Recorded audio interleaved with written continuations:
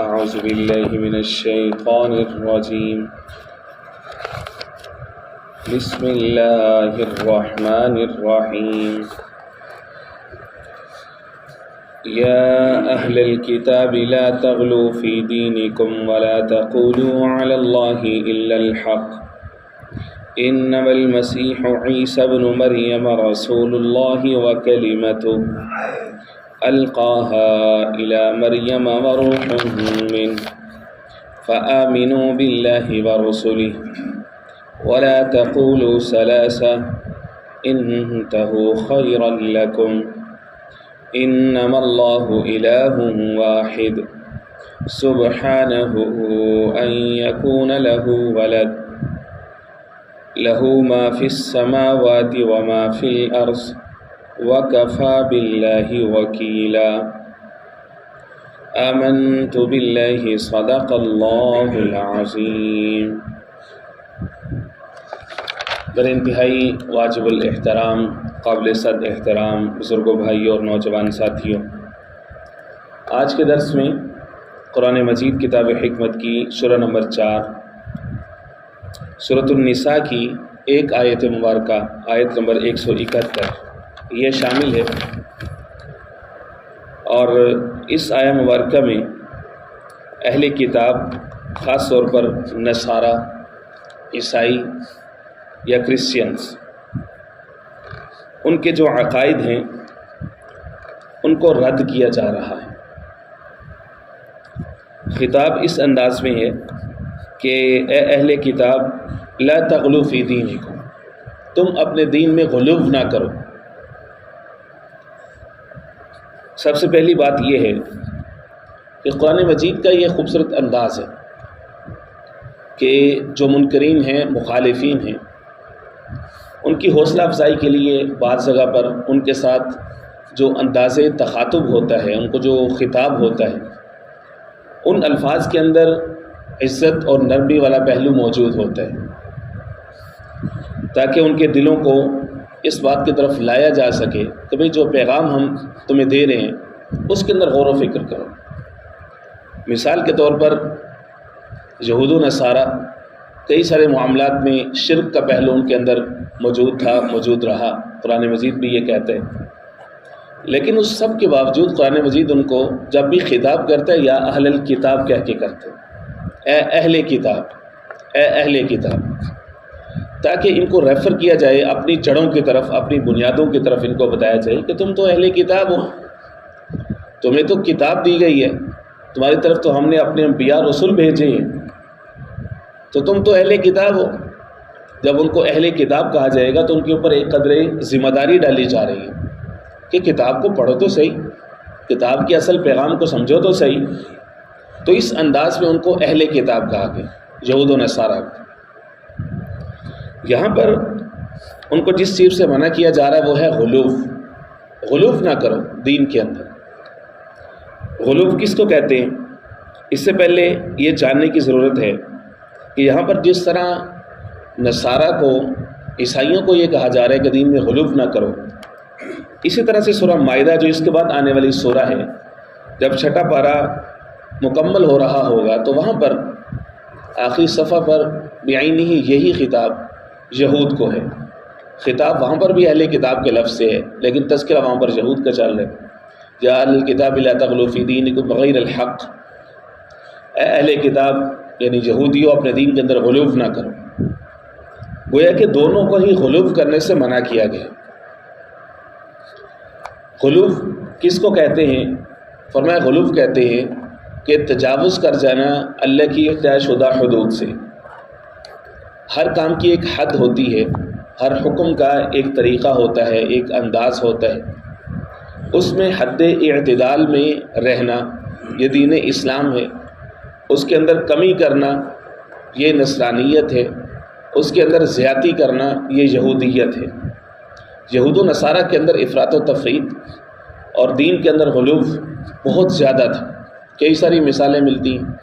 یہود جو تھے وہ انبیاء اکرام علیہ السلام کی توہین کے مرتکب ہوئے، اللہ کے انبیاء کو قتل کیا، یہاں تک کہ جناب عیسیٰ علیہ السلام پر شدید تہمت کے مرتکب ہوئے اور جبکہ دوسری طرف نصارہ کا عالم کیا تھا کہ انہوں نے جناب عیسیٰ علیہ السلام کی عقیدت کے اندر ہی ان کو خدا بنا لیا۔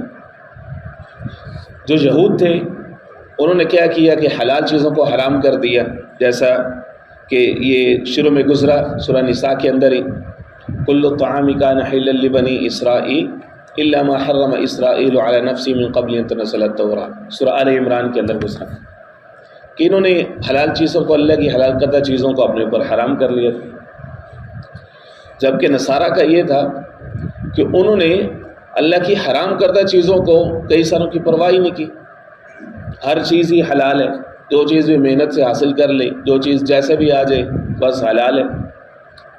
خاص طور پر جب سے ان کے اندر جو عقیدہ کفارہ ہے یہ پختہ ہوا ہے۔ عقیدہ کفارہ کا مطلب یہ ہے کہ نبی عیسیٰ علیہ السلام جو تھے وہ لارڈ کو جو بھی تکلیف پہنچی، صلیب دی گئی، ہمارے تو زبان لڑکھڑا جاتی ہے اللہ کے انبیاء کے بارے میں ایسی بات کرتے ہوئے، نقل کفر نباشد، تو انہوں نے خود کے ساتھ یہ کام کر کے سولی دے کر کے باقی جو ان کے ماننے والے ان سب کے گناہوں کو معاف کر دیے، اب وہ جو چاہیں کریں، نقل کفر نباشد۔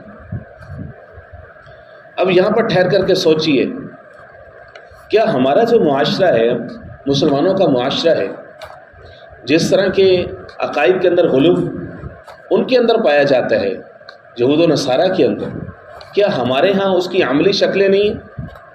اگرچہ عقیدہ آپ زبان سے اظہار کریں گے تو کچھ اور نکلے گا، لیکن عملاً آپ دیکھیں کہ آقا کریم سید المرسلین حضور پاک علیہ السلام شفاعت فرمائیں گے اپنے ہر امتی کی، یہ ہمارا ایمان ہے اور ہمارا عقیدہ ہے۔ اللہ رب العزت ہم سب کو یہ استحقاق نصیب فرمائے، ہمیں، ہماری نسلوں کو، کیونکہ یہی ہمارا سرمایہ ہے۔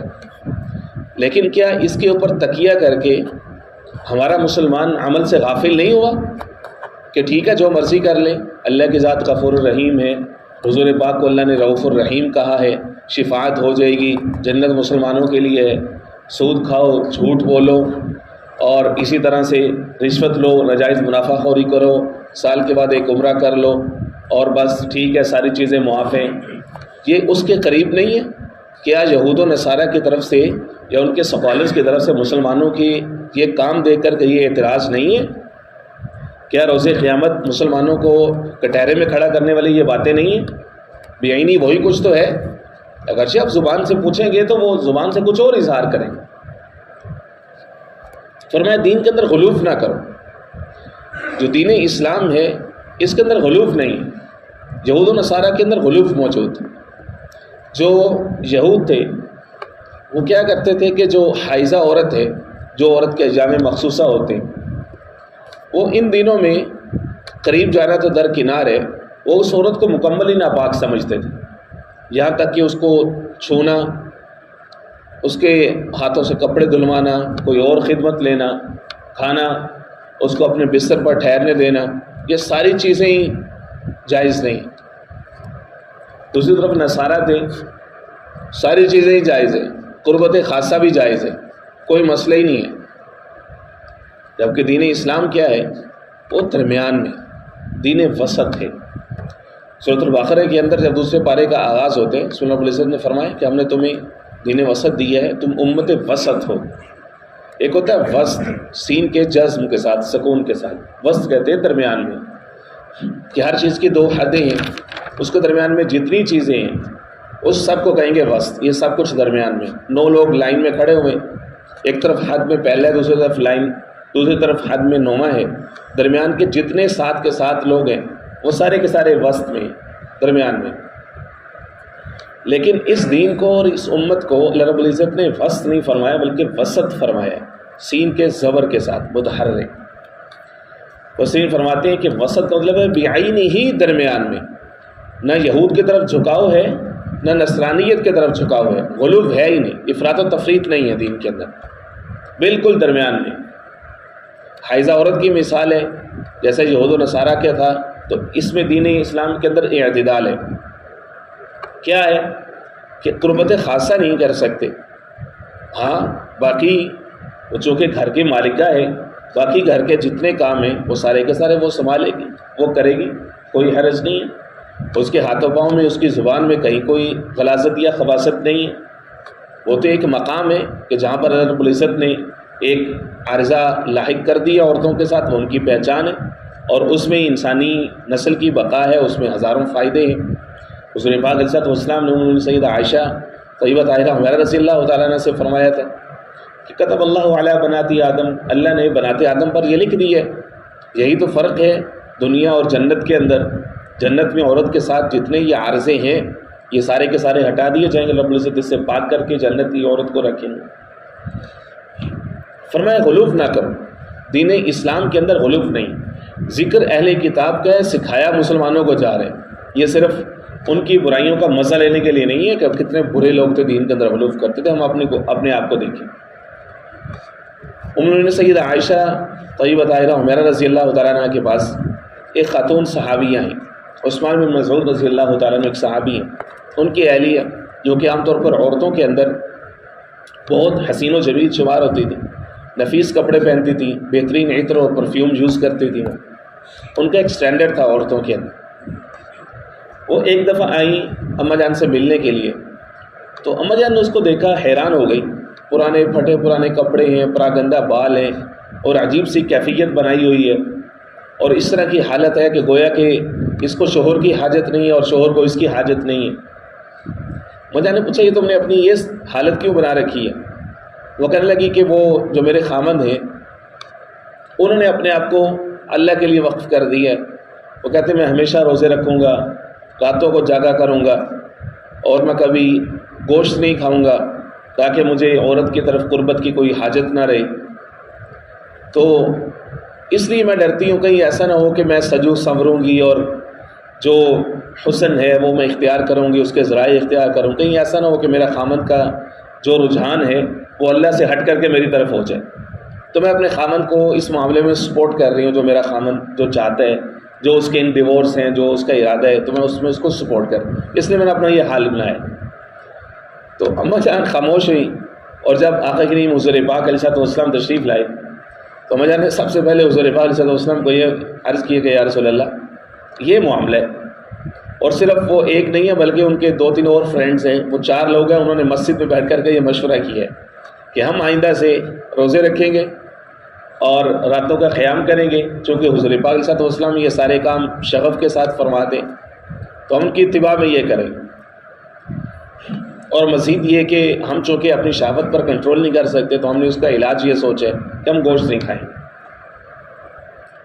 تو حضور پاک علیہ السلام کو جیسے ہی پتہ چلا، اماں جان فرماتی ہیں آقا کریم علیہ السلام کے اندر اچانک بجلی کی سی تیزی آئی، اپنے نعلین مبارک کو خود پکڑا جلدی کے ساتھ، اور اماں جان کو اپنی انگلی تھمائی، شہادت کی، گویا کے ساتھ چلنے کا اشارہ فرما رہے ہیں۔ اماں جان فرماتی ہیں تیزی کے ساتھ حضور نکلے مجھے ساتھ لے کر کے، ان کے گھر پہنچے، تو اپنے صحابی کے گھر پہنچے، ان کو پوچھا ہاں بھی یہ کیا کر رہے ہو؟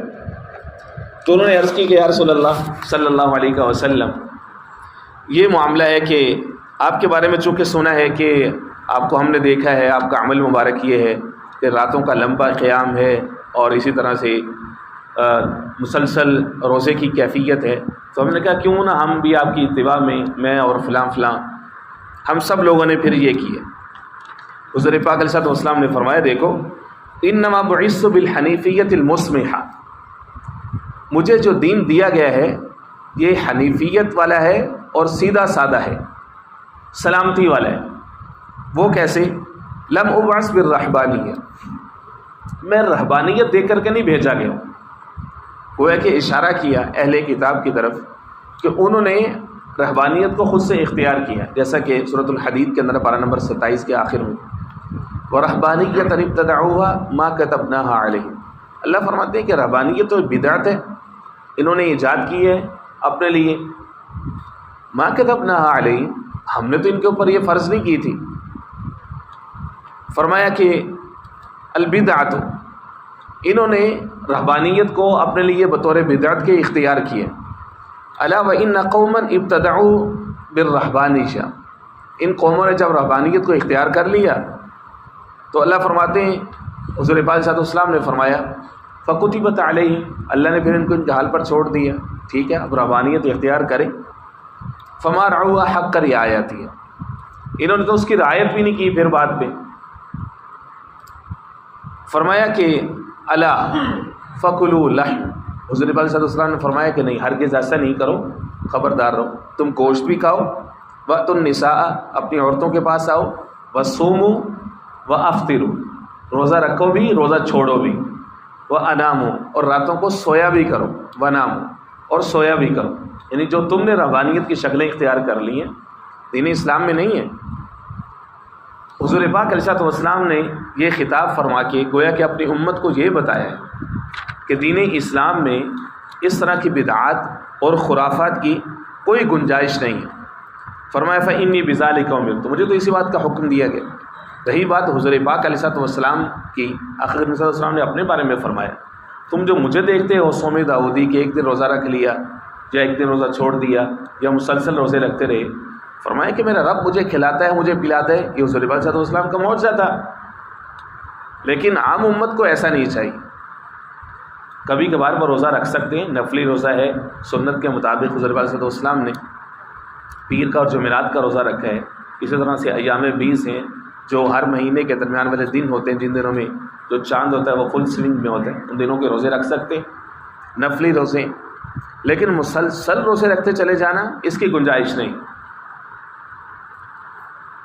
تو اسی طرح سے اور بھی کئی سارے جو ہیں وہ ایسے واقعات پیش آئے حضور پاک علیہ الصلوۃ والسلام کے زمانے میں کہ جس سے معلوم ہوا کہ جو رہبانیت ہے اس کا تعلق دین اسلام سے نہیں ہے، دین اسلام کے اندر یہ چیز نہیں ہے۔ اسی سے ہی ان کو منع کیا گیا تھا، اہل کتاب کو، یا اہل الکتاب لا تغلوا فی دینکم۔ حضور پاک صلی اللہ علیہ وسلم نے فضل بن عباس رضی اللہ عنہ کو حکم دیا کہ میرے لیے کنکریاں لے کر کے آؤ، رمی جمار کے وقت دوران حج۔ وہ گئے اور حضور کے لیے کنکریاں لے کر گئے، نہ وہ چھوٹی تھی نہ وہ بڑی تھی۔ حضور پاک علیہ الصلوۃ والسلام نے اپنے ہاتھوں میں ان کو پکڑا اور فرمایا کہ دیکھو یہ بعینی ہی انہوں نے ٹھیک کام کیا، ایسی ہی کنکریاں چاہیے تھیں۔ یہود و نصارہ کی طرح کسی بھی معاملے میں غلو نہ کیا کرو، نہ یہ کہ کنکریاں بالکل چھوٹی ہوں، نہ یہ کہ کوئی شخص پتھر اٹھا کر کے لے آئے اور کہے کہ جی مجھے تو بہت غصہ ہے شیطان کے اوپر، ساری دنیا کو گمراہی اس نے کی۔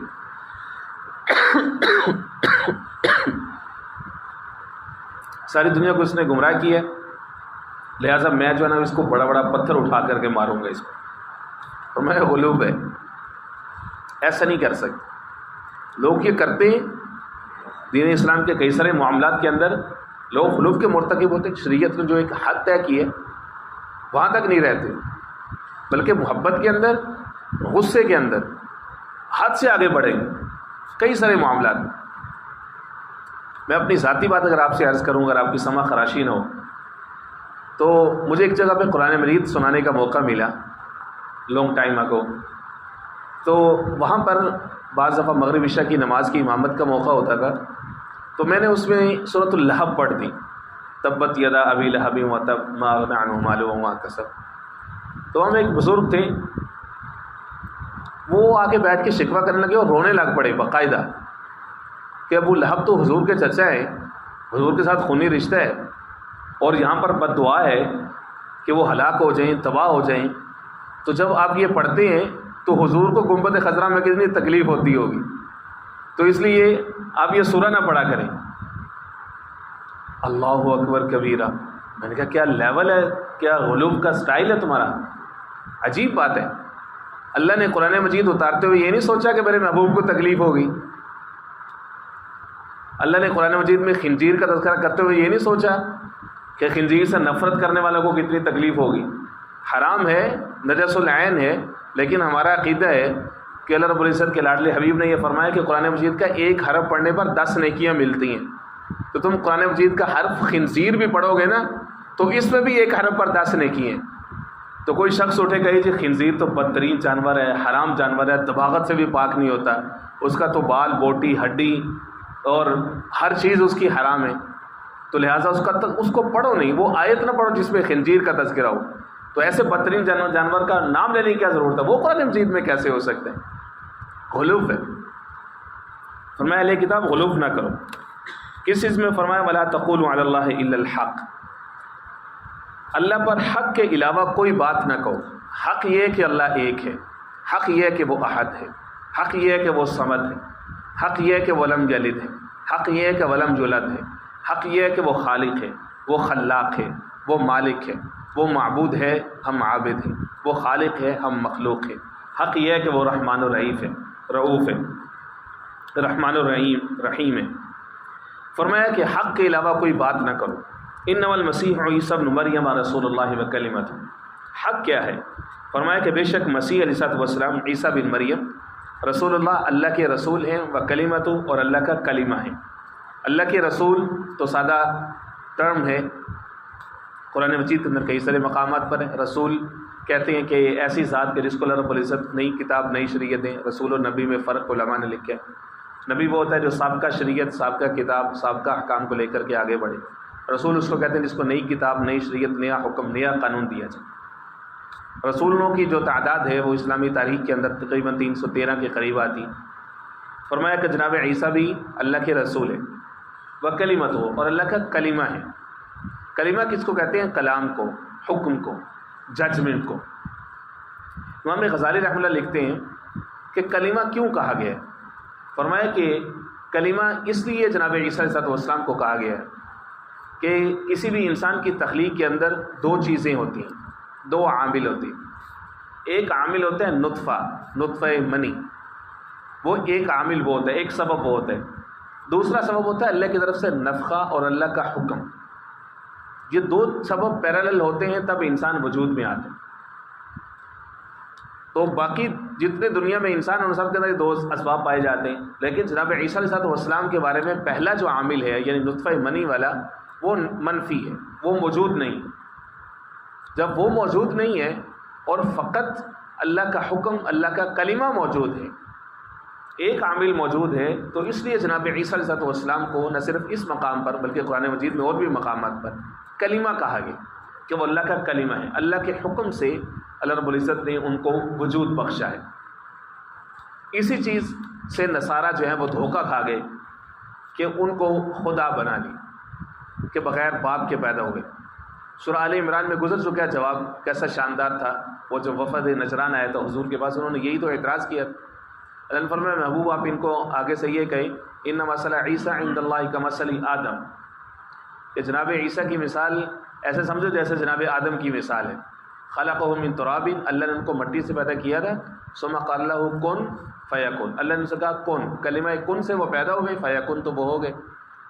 تم اگر جناب عیسیٰ کو خدا اس لیے کہتے ہو کہ بغیر باپ کے پیدا ہوئے، جناب آدم علیہ السلام کی تو ماں بھی نہیں تھی، وہ تو بغیر ماں اور بغیر باپ دونوں کے پیدا ہوئے، تو وہ تو خدائیت کے زیادہ مستحق ہے، تم پہلے ان کو خدا مانو۔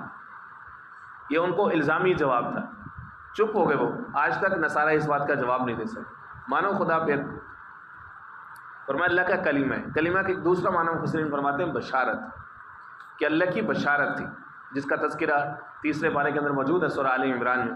اذ قالت الملائکۃ یا مریم ان اللہ یبشرک بکلمہ، فرشتوں نے آ کر کے کہا کہ اے مریم اللہ آپ کو بشارت دیتے ہیں ایک کلمہ کی، اسمہ المسیح عیسیٰ بن مریم، جس کا نام مسیح عیسیٰ بن مریم ہو۔ تو اللہ کی بشارت کے نتیجے میں وجود میں ہے، سورہ تحریم کے اندر موجود ہے، تو مریم ابنۃ عمران التی احسنت فرجہا فنفخنا فیہا من روحنا وصدقت بکلمات ربہا، وہاں پر بھی کلمہ کا تذکرہ موجود ہے۔ فرمایا القاہا الی مریم، اللہ نے اس پاکیزہ کلمے کو القاء کیا ان کی طرف، الی مریم جناب مریم علیہ السلام کی طرف، وروح منہ، اور وہ اس سے روح ہے، اللہ کی طرف سے روح ہے۔ یہاں سے بھی ان کو دھوکہ لگا کہ روح ہے۔ روح کا مطلب بھی طہارت اور پاکیزگی کے لیے کسی چیز کو ریفلیکٹ کرنے کے لیے روح کا لفظ بولا جاتا ہے یا روحانیت کا لفظ بولا جاتا ہے۔ چونکہ ان کے پیدائش کے اندر جو مادہ منویہ ہے، جو پہلا سبب ہے، جو ایک عام عامل ہے، وہ منفی ہے، لہٰذا ان کی طہارت پاکیزگی علو شان کو ظاہر کرنے کے لیے جناب عیسیٰ علیہ السلام کو روح اللہ کہا جاتا ہے، کہ اس کے اندر جو روحانیت والا ایلیمنٹ ہے وہی غالب ہے اور وہی موجود ہے۔ روح من، کہ اللہ کا کلمہ اور اللہ کا کلام۔ فآمنوا باللہ ورسولہ، فرمایا کہ ایمان لے آؤ اللہ اور اس کے رسولوں کے اوپر، یعنی سیدھے طریقے سے اپنے ایمان کو سیدھا رکھو، غلوب نہ کرو۔ ولا تقولوا ثلاثہ، اور نہ کہو تین کا لفظ نہ بولو، کہ اللہ کو اس طرح سے اللہ کی الوہیت کو تقسیم کرنا نصارہ کے کئی سارے فرقوں کے اندر یہ تثلیث کا عقیدہ موجود تھا، آج بھی موجود ہے ان کے اندر، کہ روح القدس ہیں اور اسی طرح سے جو ہے وہ سیدہ مریم الگ ہیں، اور اسی طرح سے جو لارڈ ہے، گاڈ ہے، یہ تینوں کے اندر خدائی موجود ہے، اقانیم ثلاثہ۔ اور کئی یہ کہتے تھے کہ سب تینوں مل کر کے خدا ایک ہی وجود میں آیا اور خود اس نے ظہور کیا جناب عیسیٰ کی شکل میں، خلاصہ سب کا ایک ہی ہے۔ فرمایا وَلَا تَقُولُوا ثَلَاثَةٌ، آگے سورہ مائدہ آ رہی ہے، اس میں فرمایا لَقَدْ كَفَرَ الَّذِينَ قَالُوا إِنَّ اللَّهَ ثَالِثُ ثَلَاثَةٍ، کفر اختیار کیا ان لوگوں نے، ان اللہ ثالث ثلاثہ، بے شک اللہ تین میں سے تیسرا ہے، نہیں ہرگز نہیں ہو سکتا۔ انتہوا خیر لکم، باز آ جاؤ بہتر ہے تمہارے لیے۔ قرآن مجید کے الفاظ بہت کھینچنے والے ہیں۔ انما اللہ الہ واحد، بے شک اللہ الہ واحد، وہ ایک خدا ہے۔ جس طرح فرمایا تکاد السماوات یتفطرن من فوقہن، قریب ہے کہ آسمان پھٹ جائے، زمین شک ہو جائے۔ انہوں نے اللہ کے بارے میں اتنا بڑا کلمہ کہہ دیا کہ اللہ نے اپنے لیے بیٹا بنایا ہے، اتنا بڑا کلمہ انہوں نے کہہ دیا۔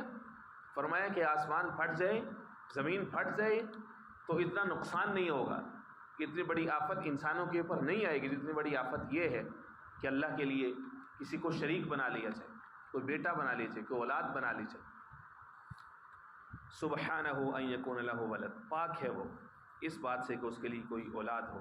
لہ ما فی السماوات و ما فی الارض، اس کے لیے ہے جو کچھ آسمانوں میں اور جو کچھ زمین میں ہے۔ وکفیٰ باللہ وکیلا، اور کافی ہے اللہ وکیل کارساز۔ رب العزت سمجھ نصیب فرمائے۔ بسم اللہ الرحمن اللہم صلی علی محمد النبی الامی وعلی آلہ واصحابہ وبارک وسلم تسلیما کثیرا کثیرا۔ اللہم نور قلوبنا بالقرآن وزین اخلاقنا بالقرآن وادخلنا الجنة بالقرآن ونجنا من النار بالقرآن یا رحیم یا رحمن یا رحیم یا رحیم۔ اللہم اشفی مرضانا ومرضى المسلمين۔ صلی اللہ تعالی علی خیر خلقہ محمد وآلہ واصحابہ۔